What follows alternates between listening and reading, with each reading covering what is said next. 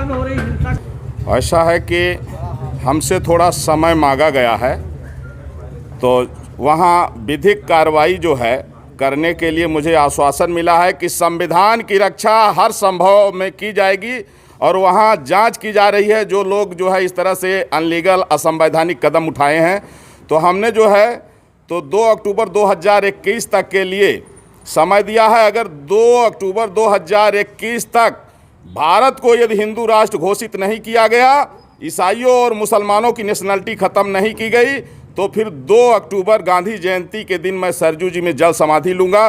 क्योंकि देश का विभाजन हिंदू मुसलमान के नाम पर हुआ है और मुसलमानों ने उस समय जो है कहा कि हम हिंदुओं के साथ नहीं रह सकते हैं, हमको अलग देश चाहिए, और पाकिस्तान बांग्लादेश उनको दिया गया जो मुस्लिम देश घोषित हो गया।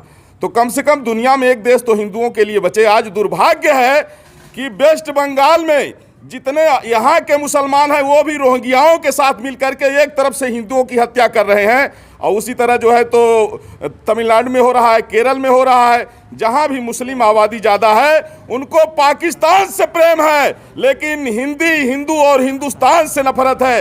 ये हिंदी, हिंदू और हिंदुस्तान के वजूद को मिटाना चाहते हैं।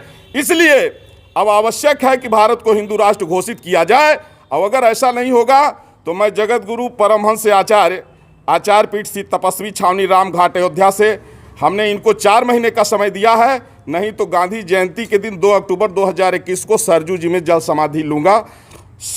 आशा करता हूं कि आदरणीय प्रधानमंत्री नरेंद्र मोदी जी के नेतृत्व में संविधान की रक्षा के लिए यह महत्वपूर्ण कदम जरूर उठाया जाएगा।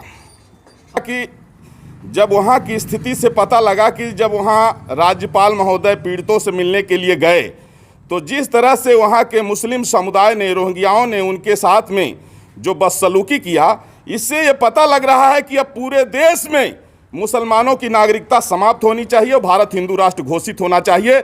नहीं तो 13 बार भारत के बंटवारा हो चुका है और अब स्थिति में भारत नहीं है कि फिर से ये बंटवारा झेल सके। तो इसलिए राष्ट्र की एकता और अखंडता के लिए चाहे जान चले जाए, लेकिन मुसलमानों की नागरिकता समाप्त होनी चाहिए, भारत हिंदू राष्ट्र घोषित होना चाहिए, और इसके लिए हमने 4 महीने का समय दिया है। महाराज जी, अगर वो यहाँ शरणार्थी बन के रहेंगे, जब यहाँ पार्टीशन नहीं हो रहा था, हिंदुओं ने कहा कि नहीं हम भाई भाई हैं, मिल के रहेंगे, तो उस समय जो है 16 अगस्त 1946 को मुस्लिम लीग ने जिन्ना के कहने पर डायरेक्ट एक्शन डे का फरमान जारी किया, जिसमें कई लाख हिंदुओं, कई लाख सिखों की हत्या हुई थी, जिसको कलकत्ता किलिंग के नाम से जाना जाता है। तो जब वो देश बट गया, धर्म के नाम पर बटा, उनको अलग देश मिल गया, और पाकिस्तान बांग्लादेश में हिंदुओं की नेशनलिटी नहीं है, इसलिए हिंदुस्तान में इनकी नेशनलिटी खत्म होनी चाहिए। अगर इन्हें रहना है तो ये शरणार्थी बन के रहेंगे, लेकिन नागरिक बन के नहीं रहेंगे।